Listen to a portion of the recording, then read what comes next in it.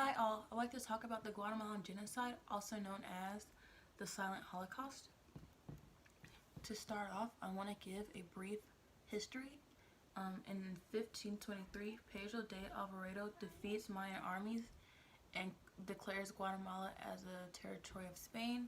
Spain ruled for many years until Guatemala gains independence in 1821 and joined forces with the Mexican Empire. However, by 1839, Guatemala becomes a fully independent country in which dictator Rafael comes to power. Between 1839 and 1944, there's various dictators and rulers and presidents. Too many to name, so I just stopped at 1944 as Juan Alvarado, the president at the time, introduces social democratic reforms, in which his successor Jacob Guzman continues until the end of his presidency. But by 1953, land reform and other social democratic reforms stop as Colonel Carlos Castillo comes to power through a coup d'etat sanctioned by the U.S. government. And by 1960, the Guatemalan Civil War starts. So what led to genocide, you might be wondering? Well, once land reform stopped, basically it left millions of Mayans and other people homeless. Basically, they just kicked those people off of their territory. So this led to guerrilla groups to be formed. Also, with land reforms being revoked, the president at the time restrict voting rights from Mayan indigenous peoples, claiming that they were illiterate. And so the left-wing guerrilla groups started to form, and they took over the government, in which they assassinated President Carlos Carrera. And after his assassination, Carlos Aranada gets elected president, in which genocide starts to happen as he revokes a lot of, like I said, democratic reforms. Also, he revokes certain parts of the government, such as Congress and the Supreme Court system, to the point where basically it was the president and the military, and the president told the military what to do, and there was no checks and balances. So what happened during the genocide, you might be wondering? Well, basically it started off by doing private executions and evacuations. Basically, they would kick people out of the country, and if not, they would just kill you or torture you. They did those in secret, to the point where they had secret prisons. However, once Carlos Aranada comes to power, that's when the military was given more rights to do whatever they wanted. And so this basically upped the ante to where they just targeted Mayans, black citizens, women, and opposing forces. One of the main ways they would do this would be massacres, but also sexual violence. There were countless accounts of rape by military forces. They would just go into villages, rape the women, kill the men, and kill the children.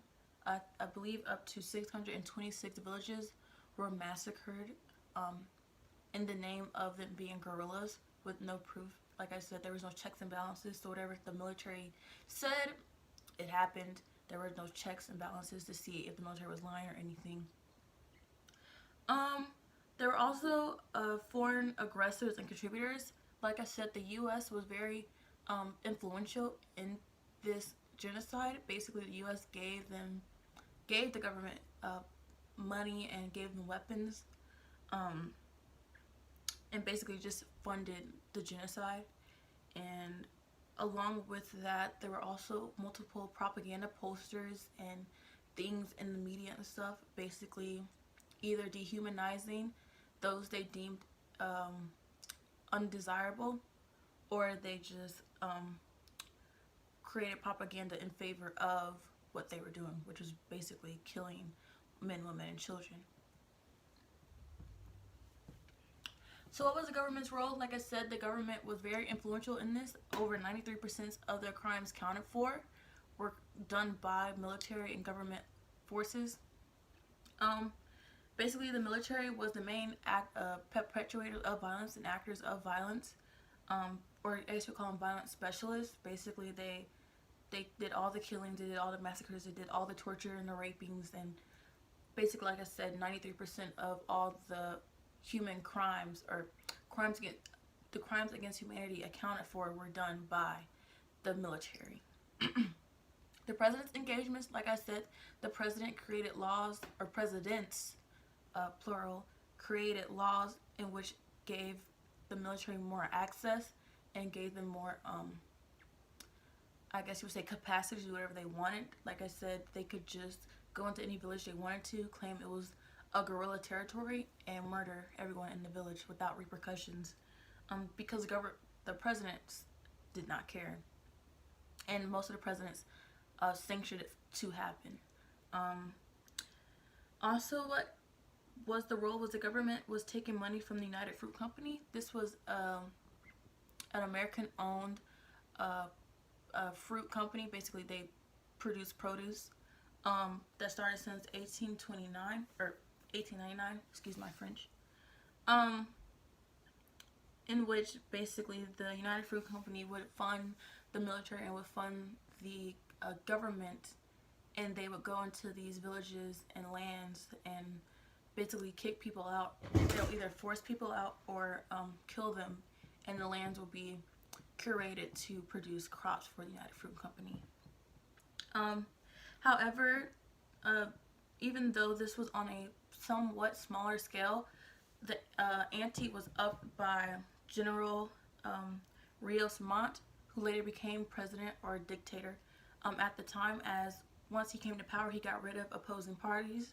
He got rid of all Congress. He got rid of all Supreme Courts, even local courts, to the point where it was just he was the person that said whatever happened. Basically, whatever he said goes. There was no checks and balances. Like I said, he became one of the worst dictators Guatemala has ever seen. And once he came into power, the killings and rapes and other crimes against humanity basically shot up. So how did the killings cease? Well, it was kind of hard for them to stop, as by 1944 there were talks about having peace accords and creating peace between the Guatemalan peoples and the Guatemalan government. However, it was hard to instill those rules and legislations, as the military at the time had all the weapons and the money and could literally do whatever they wanted. So it was more so of a gesture like, hey, please don't. But if the military decided they wanted to, there's very little they could do. But however, by 1966, the Guatemalan Peace Accords were signed by Alberto Arruez, who was the president at the time. And so basically with those peace treaties, it stated basically if the military wanted to do something, that there would be retaliation from other foreign governments. Japan was there, the US was there, Germany and a few more European countries were there at the signing. And also they also signed the peace treaty, stating that if something was to happen, they would come to help the people that were being killed. So what were the ramifications? Well, to be honest and plain, there weren't really any. They put certain generals and stuff on trial, and of course those generals went to jail. However, when it came to Rios Montt and his right-hand man, who was the leader of the military, Rodriguez Sanchez, not really much happened. I think Rios Montt got 8 years in prison, and Rodriguez Sanchez, I believe it got 10 years. However, once they were let out, the people of Guatemala were not satisfied, and so in 2013 they went back to trial, in which the trial was thrown out as Rodriguez Sanchez was dead and Rios Montt was suffering severe dementia to the point where he could not stand trial due to insanity. However, there were a lot of truth and reconciliation commissions. Basically, outside forces in the UN really tried to put together the government and the Guatemalan people. They allowed survivors of the rapes and survivors of the killings and massacres to come and tell their testimony in front of some of the perpetrators of the violence, in front of Rios Montt and in front of other influential world leaders. Also, the Special Tribunal of High-Risk Cases came. Basically, this is a court system that comes into power once a nation is deemed to have created crimes against humanity. And so they came and they had the trial for Rios Montt and Rodriguez Sanchez, and they also facilitated the Truth and Reconciliation Commissions. However, with all that going on, it created a division among the Mayan people, as many felt as though they weren't given the vindication that they needed, although they felt better about their Holocaust not being silenced. They still were struggling with the idea of punishment, as they felt as though the perpetrators of the violence were not punished enough. While researching this topic, the first person that came to mind was Frantz Fanon, considering that the Guatemalan Genocide is a horrible tale about racism and colonialism and capitalism. And as you all know, that he was completely against it. He believed that in order to decolonize, you must be as aggressive as your oppressors. However, with the Guatemalan Genocide, you can see that that's not the case. The oppressed tried to fight their oppressors through violence, the same way the oppressors oppressed them, but it just led to more killings, and to the point where the oppressed just gave up. In his book, The Wretch of the Earth, Fanon states, the basic confrontation, which seems to be colonialism versus anti-colonialism, indeed capitalism versus socialism, is already losing its importance. What matters today, the issue which blocks the horizon, is the need for redistribution of wealth. Humanity will have to address this question no matter how devastating the consequences may be. This is seen through the Truth and Reconciliation Commissions. The importance was more so on what to do now that the damage was done.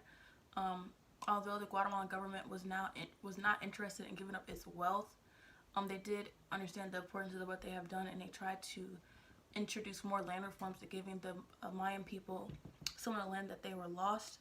However, going back to Fanon, starting off with colonialism, because white Spanish conquistadors conquered Guatemala, it created a divide among the Mayan people, the black slaves, and then the white Spaniards, and this spilled over into the 1960s with the Guatemalan Genocide. They felt as though those in power, who were mostly white, felt as though they could commit those crimes against the Mayans and other citizens were because of racism and colonialism. Basically, racism teaches you that because someone's a different race, they're not a person. And so if you can use racism and use colonialism to defend what you're doing, it's easier to do it. Going back to classism, because this is also a case of classism, at the time it was very apparent that the lower class were the people of color, the Mayans and the blacks, and that people in the higher classes, as far as middle class and upper class, were mostly white Spaniards. And so the government were able to wage a war on the lower class because there's already a social consciousness that they aren't people because they are not white. And so this allowed for the killings and rapes to happen. Unfortunately, however, once the killings and rapes stopped, there was no shift towards what to do now. Like I said, there are still plenty of people to this day who do not trust the Guatemalan government because of the things that happened to him, because there weren't really repercussions for the president or the military generals at the time. Like I said, the president only got 8 years for killing hundreds of thousands of people and raping millions more. And so there's not really a focus on how to restore what's been lost. It's mostly been how to sweep it under the rug. And so today there's still a lack of trust within the government and a lack of solidarity with the government. So moving forward, I like to ask these discussion questions. Do you feel as though the punishments were just for the crimes, the punishments for Rios Montt and Rodriguez Sanchez? If not, What do you think would happen to the perpetrators of a genocide? Basically, what do you feel would be the right punishments for the crimes? Question number 2 states, those who were targeted by the genocide fought back with force. How do you think that affected the span of the genocide? What ties do you see to Fanon's ideals? And number 3, the country is obviously still in healing after the events that took place. What ways could a country as a whole make efforts to repair the fabric of their society? Thank you guys.